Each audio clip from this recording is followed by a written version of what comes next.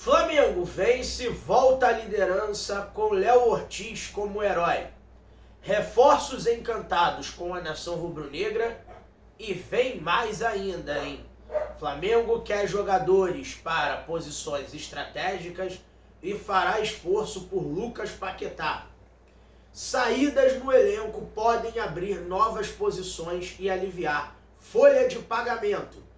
Fala galera boa, aqui é o Dieguinho Fly, esse é o canal Rede Mengão Novel. A gente ainda tá se acertando com o nome, então desde já eu peço desculpa para vocês.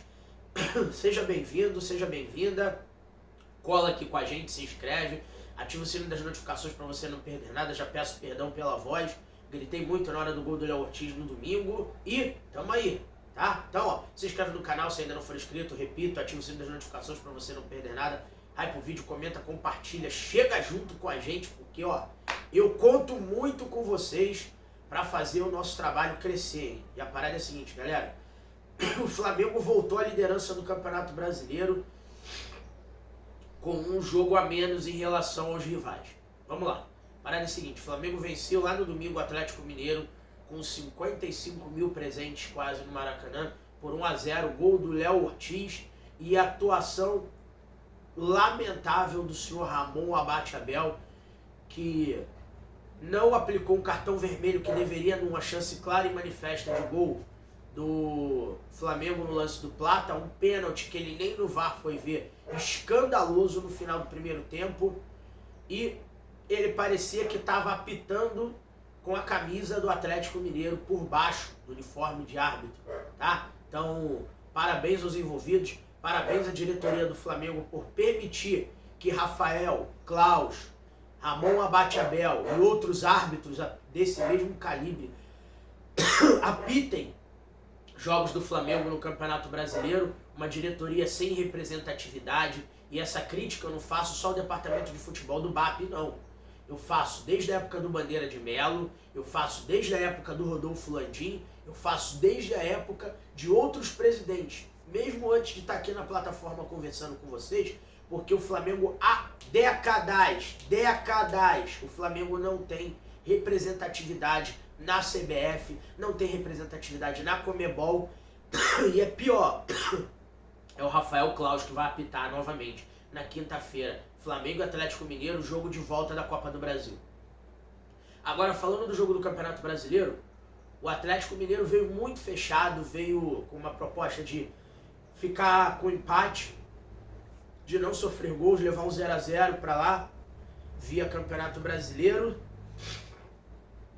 e jogar a pressão toda dentro do Flamengo. Nossa, tá difícil aqui, galera, alergia atacada, então já peço desculpa, tá difícil aqui, né? Mas, enfim, o Atlético Mineiro queria pontuar fora de casa, ainda mais contra o Flamengo, sabendo da disposição e da força que o Flamengo tem perante a sua torcida. Então, vieram fechados, vieram retrancados, vieram para se defender.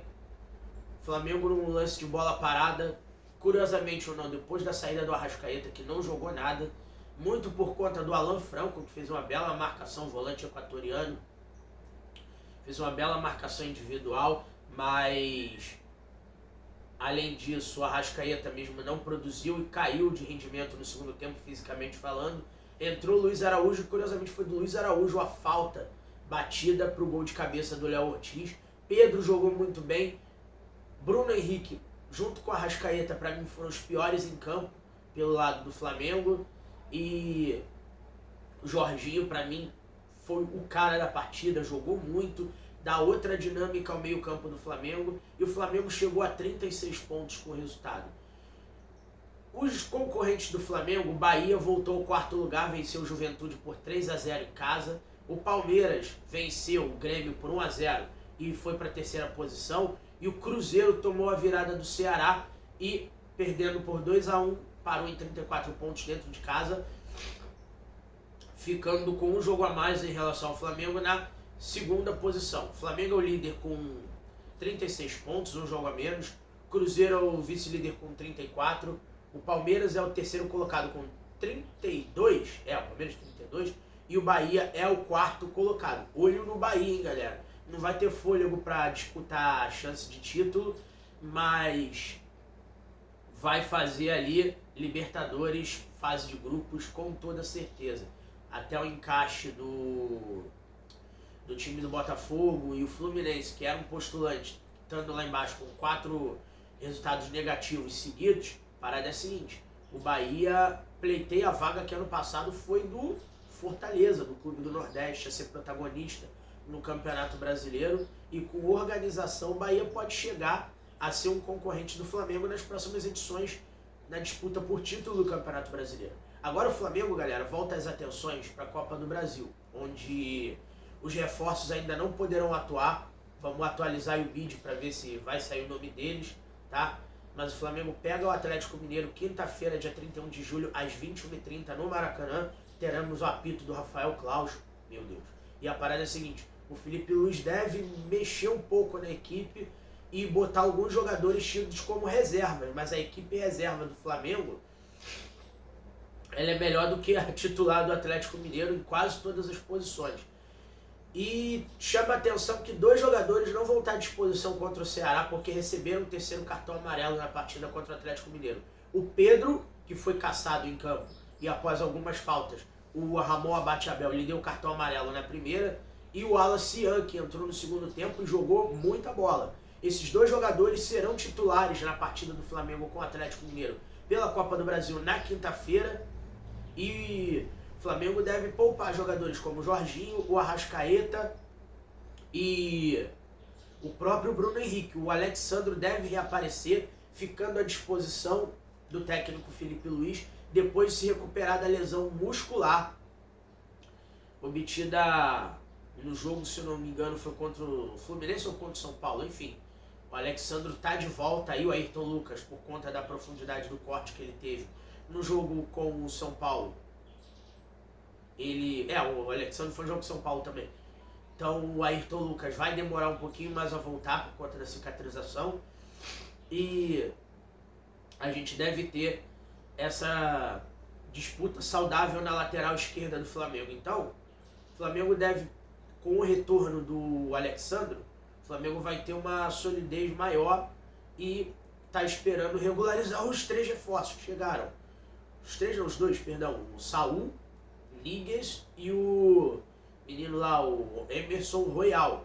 Outro que pode estar à disposição, que deve chegar hoje, terça-feira, chegou, né? Dependendo do horário que você está assistindo esse vídeo. É o Samuel Lino, para a ponta esquerda, que já estava fazendo pré-temporada junto com o Atlético de Madrid. E, dependendo da velocidade de regularização do bid, esses 3 jogadores podem ficar à disposição, pelo menos no banco de reservas, no jogo de quinta-feira do Flamengo com o Atlético Mineiro. E aí, gostaram da partida do Flamengo frente ao Atlético? Foi literalmente contra tudo e todos? Gostaram do resultado? Você, torcedor atleticano que está assistindo a gente, o que achou da partida e da postura do Atlético? E o que acharam da provocação do Wallace Ian, que provocou o Hulk falando de salário, que provocou o Igor Rabelo falando faz ser aí seu, e o resto você já sabe. E foi nessa situação que ele tomou o cartão amarelo, tá, galera? Então, quero saber o que vocês acharam desse jogo e da perspectiva do Flamengo na Copa do Brasil, que nessa temporada não é a prioridade do elenco rubro-negro traçada pela diretoria. A prioridade é Campeonato Brasileiro e Copa do Brasil, tá certo? Então vamos ficar de olho nisso aí. E agora falando um pouco das contratações, que eu já falei com vocês, comecei a falar no tópico anterior. O Saul Níguez, nosso novo camisa 8 espanhol, foi apresentado e já conheceu a nação rubro-negra no Maracanã e já teve seu nome gritado. E o Emerson Royal, nosso novo camisa 22, lateral direito, substituto do Wesley, também apresentado à torcida, mas vai ter a coletiva, ou tá tendo agora, dependendo do horário que você está assistindo esse vídeo, lá na Flamengo TV. E agora falta o Samuel Lino, para ser o 3º reforço. Chegou hoje ao Rio de Janeiro e deve assinar contrato nos próximos dias, depois dos exames médicos, para chegar para ser titular na ponta esquerda do Flamengo, visto que o Bruno Henrique não vem atuando bem e já se tornou real naquele negócio de previsões esportivas lá, por conta do cartão que ele forçou. E o Bruno Henrique, com isso, além de ser suspenso, pode ser suspenso, ser condenado, pode sair do Flamengo também. e o Cebolinha e o Michael, que são dois pontas esquerdas que atuam naquele setor ali, também podem sair do Flamengo. O Flamengo pode perder numa tacada só 3 jogadores para essa posição. E o Samuel Lino, mesmo sendo o quarto jogador disponível na ponta esquerda do Flamengo, chega para ser titularíssimo absoluto, até por conta dos valores investidos também na negociação. Falando de mais chegadas, além de Samuel Lino, Saúl Ñíguez e Emerson Royal, o Flamengo terá mais as chegadas. O Flamengo quer um centroavante, pois o Juninho X, vocês já sabem o porquê do apelido dele, né? Então, o Juninho, ele não vem rendendo o que dele se espera desde que chegou do Flamengo. Ele não rendeu, bota essa na conta aí do José Boto. E o Juninho deve sair do Flamengo também, futuramente, se chegar uma proposta boa. Já chegaram propostas, mas o staff do jogador não viu com bons olhos a saída. Mas, se Deus quiser, fé no pai que ele sai.